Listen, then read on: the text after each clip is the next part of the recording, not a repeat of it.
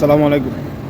যারা প্রথম অবস্থায় এয়ার এশিয়াতে ফ্লাই করবেন তারা অবশ্যই এয়ারপোর্টে আগে চলে যাবেন, কারণ নিজে নিজেই আপনার মেশিন আছে এয়ারপোর্টের ভিতরে, মালয়েশিয়ার টার্মিনাল 2 ওই জায়গায় নিজে নিজেই চেকিং করা যায়। আর বোর্ডিং পাসের প্রিন্টিং মেশিন আছে, মেশিনের মাধ্যমে করতে হয়।